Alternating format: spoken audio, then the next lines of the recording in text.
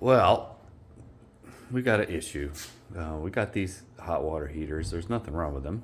But if you look, excuse the messy project area of my wife's project mess, but look how far it is. She works on her glass and stuff, but look how far it is all the way over to the other end. And that's where one bathroom is on the second floor. So up two floors from here. And that water's got to travel from here to there. And it takes probably minutes before we get hot water in the sink or shower at the other end. So my solution here is that we're going to install this thing.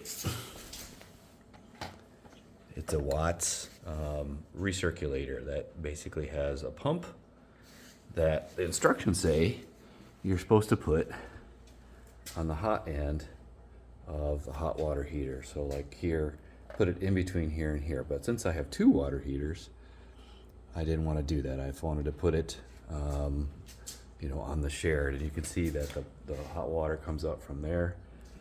Comes up from there, they go in there, and then they're shared right here, and then it all comes through this pipe. So what I'm going to do, I followed along, and I did read the instructions from the manufacturer saying you can mount it horizontally as long as the shaft of the motor remains horizontal, not vertical. So basically, we're gonna take this guy, we're gonna put it right here so that it remains like that, and then it's actually vertical. So, oops, sorry, can't see it. And so that's what we're doing. Right now I've shut off. Oh, and at the other end there's a valve that goes under the sink that does a bypass. I'll show you that later. But so first step is we've shut off the inlet, and we're trying to drain this pipe out as much as I can. I've got a sink down here that's opened up, and we're draining out. You can see, and I opened up a faucet up top just so we don't have a vacuum, and we'll see how long that takes. All right, check in later. Oh, you can see I've now cut out the section of pipe here that are necessary to, let's see what kind of play. Oh, good, I've got plenty of play to mount this die. So, water leaking, this is kind of a mess, but when you're cutting this kind of pipe, you always want to get one of these guys because they are super easy, super clean cut, and all I got to do is finish them off with the special shark bite tool, because I'm going to use shark bite fittings. And these, number one, will mark the depth of where you're supposed to insert that guy. So you'll mark it here.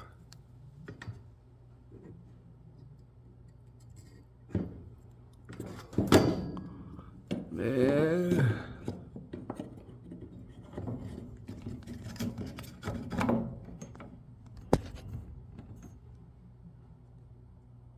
we'll mark it here.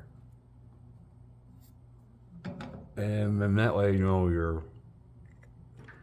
this serves two purposes, this tool. It actually shows you how deep you're supposed to be inserting the shark bite fitting. And it also cleans it. So when you twist it around, it'll clean off any burrs that you have on the end. There's a little knife inside of there that does the cleaning and beveling. So then that way it doesn't damage the shark bite O-ring as you're inserting it. So stay tuned, coming up next.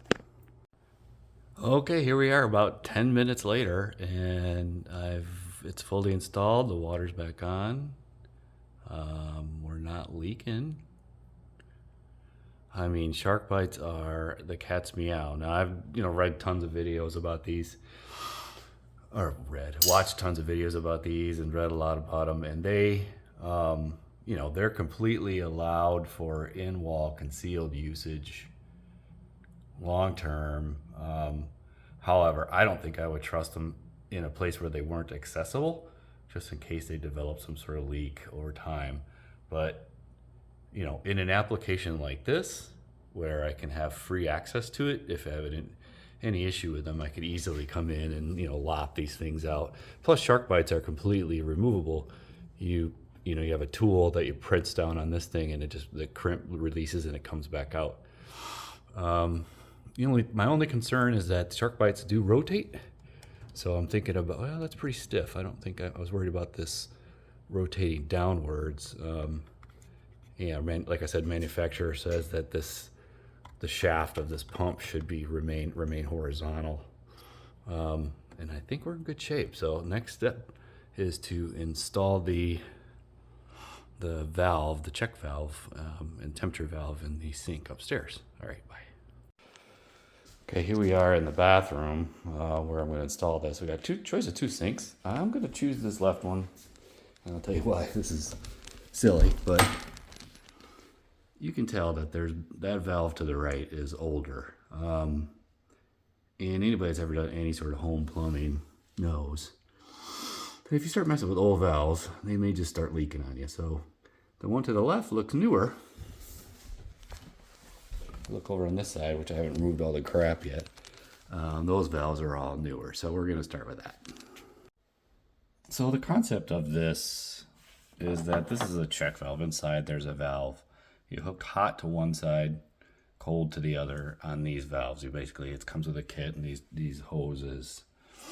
And what that will do is there's a valve inside here that when it's colder on the left side, it will open up and allow water to flow through and down the cold. And so the pump downstairs then is recirculating that water, that hot water.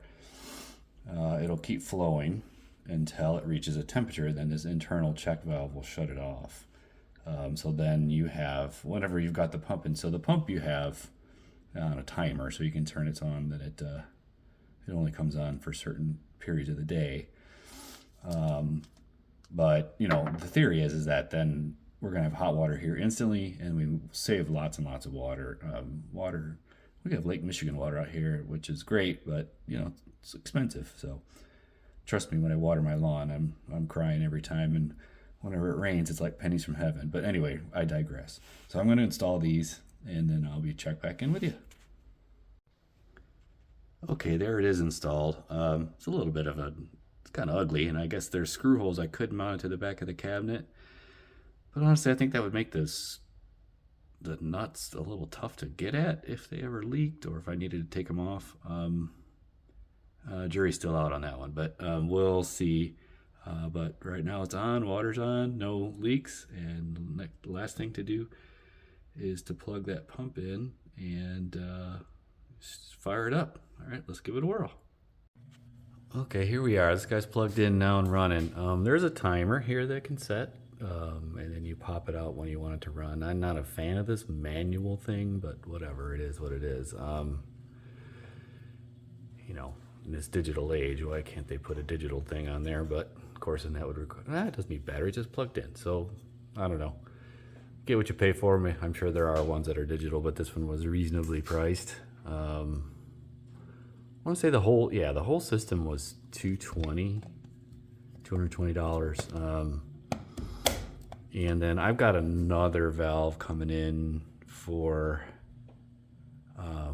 a different bathroom. You can run multiple valves on the outside, and then that way you can ensure that there's hot water at multiple locations. But anyway, I think everything's good. So one last thing I've got to, that's it. All right, bye.